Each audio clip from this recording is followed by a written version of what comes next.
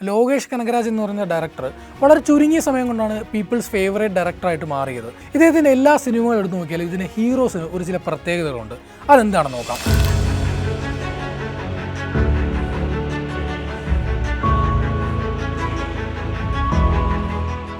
ഇപ്പോൾ എല്ലാ സിനിമകളിലെയും നായകന്മാർക്ക് ഒരു കോസ് ആൻഡ് ഇഫക്റ്റ് സംഭവിക്കാറുണ്ട്. അതായത് ഒരു കോസ് മീൻസ് എന്തെങ്കിലും ഒരു റീസൺ സംഭവിക്കുന്നു. ആ റീസണിൻ്റെ പരിമിത ഫലമായിട്ട് ആ നായകനൊരു ട്രാൻസ്ഫോർമേഷൻ ഉണ്ടാകുന്നു.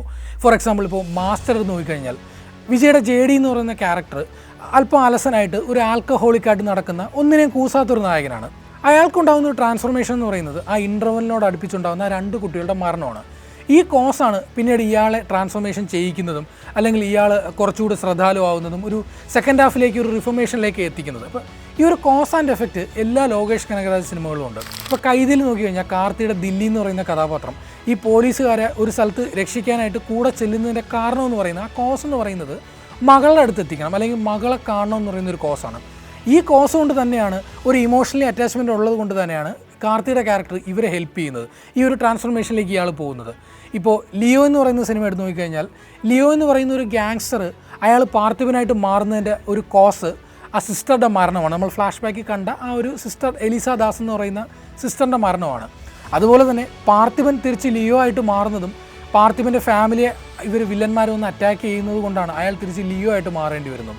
വിക്രം എന്ന സിനിമയിൽ കമൽഹാസൻ്റെ വിക്രം എന്ന് പറയുന്നൊരു ക്യാരക്ടർ അയാളൊരു ഏജൻ്റ് ആയിരുന്നു. അപ്പോൾ വളരെ കാലം ഇയാളൊരു ഹൈബർനേഷൻ സ്റ്റേറ്റിൽ ഇരുന്നിട്ട് അയാൾക്കുണ്ടാകുന്നൊരു കോസ് കാരണമാണ് അയാൾ സെക്കൻഡ് ഹാഫിൽ ഒരു കംപ്ലീറ്റ് ആക്ഷൻ ട്രാൻസ്ഫോർമേഷനിലേക്ക് പോകുന്നത്. ഈ കോസ് എന്ന് പറയുന്നത് ഈ മകനായ പ്രപഞ്ചൻ്റെ മരണമാണ്. കാളിദാസ് അവതരിപ്പിച്ച പ്രപഞ്ചൻ്റെ മരണമാണ് ഇയാളെ സെക്കൻഡ് ഹാഫിലേക്ക് ഒരു ആക്ഷൻ മോഡിലേക്ക് കൊണ്ടെത്തിക്കുന്നത്. ഇപ്പോൾ ലോകേഷ് കനകരാജ് സിനിമകളിലെ രണ്ടാമത്തെ ഒരു നായകന്മാരുടെ ഒരു പ്രത്യേകത എന്ന് പറയുന്നത് വളരെ ഗ്രൗണ്ടഡ് ആയിട്ടുള്ള നായകന്മാരായിരിക്കും. പ്രത്യേകിച്ച് ഇപ്പോൾ തമിഴ് സിനിമകൾ നോക്കിക്കഴിഞ്ഞാൽ ഇപ്പോൾ രജനി, വിജയ്, അജിത്ത് തുടങ്ങിയ എല്ലാ സൂപ്പർ സ്റ്റാറുകളുടെ സിനിമകളിലെ നായകന്മാർ കുറച്ച് സൂപ്പർ ഹീറോ പരിവേഷം ഉണ്ടായിരിക്കും. പ്രത്യേകിച്ച് ഒരു 10 പേരെ ഇടിച്ചിടുന്ന അല്ലെങ്കിൽ ആരെയും കൂസാത്ത നായകന്മാരായിരിക്കും. പക്ഷേ ലോകേഷ് കനകരാജിൻ്റെ ആദ്യ സിനിമയായ മാനഗരം തൊട്ട് ഇതുവരെയുള്ള എല്ലാ സിനിമകളിലെയും നായകന്മാർക്ക് ചില ക്വാളിറ്റീസ് ഉണ്ടാവും. വളരെ ഗ്രൗണ്ടഡായ കുറച്ച് ഹ്യൂമൻ ക്വാളിറ്റീസ് ഉള്ള വൾണറബിളായ ഫ്ലോഡ് ആയിട്ടുള്ള നായകന്മാരായിരിക്കും. ഇപ്പോൾ മാസ്റ്ററിലെ JD എന്ന് പറയുന്ന വിജയുടെ ക്യാരക്ടർ നോക്കിക്കഴിഞ്ഞാൽ വിജയ് അന്ന് വരെ ചെയ്തു വെച്ചിരുന്ന എല്ലാ ക്യാരക്ടറിനെയും പൊളിച്ചെഴുന്നൊരു തരത്തിലായിരുന്നു. ഈ നേരത്തെ പറഞ്ഞല്ലോ വൾണറബിളായ ആരെയും കൂസാത്ത ലൈഫിലൊരു പാസ്റ്റ് ഉണ്ടായി അതുമൂലം അഫക്റ്റഡ് ആയിട്ടുള്ളൊരു നായകൻ. ഇയാളുടെ ഈ ഒരു അശ്രദ്ധ മൂലം 2 കുട്ടികൾ വരെ മരണപ്പെടുന്നുണ്ട്. അത്തരത്തിൽ ഫ്ലോഡ് ആയിട്ടുള്ളൊരു ക്യാരക്ടറാണ്. ഇപ്പോൾ വിക്രത്തിൽ കമൽഹാസൻ്റെ ക്യാരക്ടർ നോക്കിക്കഴിഞ്ഞാൽ ഫസ്റ്റ് ഹാഫ് മുഴുവൻ ഒരു സാധാരണക്കാരനായിട്ടാണ് അയാൾ അവതരിപ്പിക്കുന്നത്. എന്താണ് പറയുന്നത്, ഒരു സൂപ്പർ ഹ്യൂമൻ അല്ലെങ്കിൽ ഒരു സൂപ്പർ ഹീറോ നായകൻ്റെ യാതൊരു ക്വാളിറ്റിയും കമൽഹാസന് ലോകേഷ് കൊടുക്കുന്നില്ല. മൂന്നാമത്തെ ലോകേഷ് കനകരാജിൻ്റെ ഒരു നായകന്മാരുടെ പ്രത്യേകത എന്ന് വെച്ചാൽ men with a violent past. അതായത് ഇപ്പോൾ ഭാഷ അടക്കമുള്ള സിനിമകളിൽ പരീക്ഷിച്ച പിന്നീട് ഒരുപാട് സിനിമകളിൽ പരീക്ഷിച്ച് വിജയിക്കുകയും പരാജയപ്പെടുകയും ചെയ്ത മലയാളത്തിലും തമിഴിലും അടക്കം ഉപയോഗിക്കുന്ന ഒരു ട്രോപ്പുണ്ട്.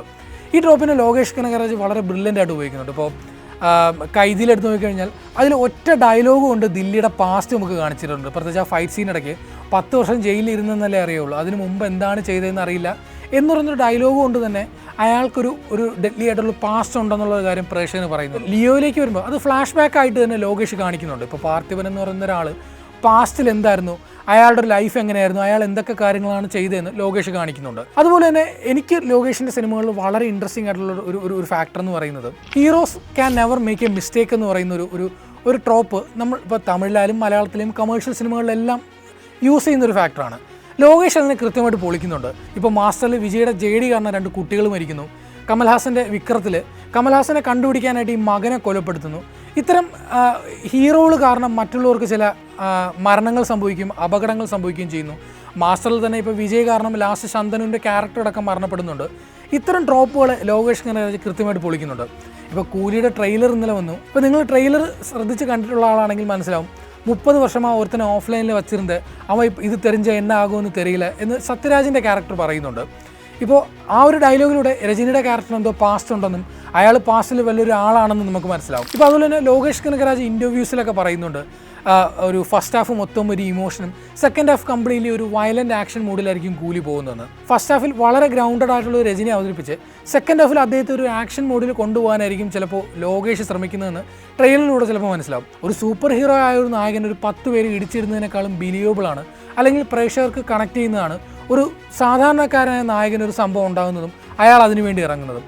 അപ്പോൾ ലോകേഷ് കനകരാജ് കൂലിയിലും രജനിക്ക് വേണ്ടി ഇത്തരത്തിലൊരു സാധാരണ നായകൻ അല്ലെങ്കിൽ ഒരു ഫ്ലോഡ് ആയിട്ടുള്ള വൾണറബിൾ ആയിട്ടുള്ള ഒരു നായകനെ തന്നെയായിരിക്കും ഒരുക്കി വെച്ചിരിക്കുന്നതാണ് ട്രെയിലറിൽ കാണുമ്പോൾ എനിക്ക് മനസ്സിലാവുന്നത്. കൈദിയും മാസ്റ്ററും ലിയോയും വിക്രവും ഒക്കെ ലോകേഷിൻ്റെ ഒരു ബെഞ്ച് മാർക്ക് പടമായതുപോലെ കൂലിയും വലിയൊരു എഫക്റ്റ് ഉണ്ടാക്കട്ടെ. ഒരു കമൽ ഹാസൻ ഫാൻ ബോയ് രജനീകാന്തിനെ ഡയറക്റ്റ് ചെയ്യുമ്പോൾ അത് എങ്ങനെയാണ് അതിൻ്റെ ഔട്ട് വരുന്നതെന്ന് കാണാൻ ഇപ്പോൾ ഞാനടക്കം എല്ലാവരും വലിയ രീതിയിൽ പ്രതീക്ഷയോടെ കാത്തിരിക്കുകയാണ്. എന്തായാലും കൂലി ഒരു വലിയ സിറപ്പാന തരமான സംഭവം ആകട്ടെ.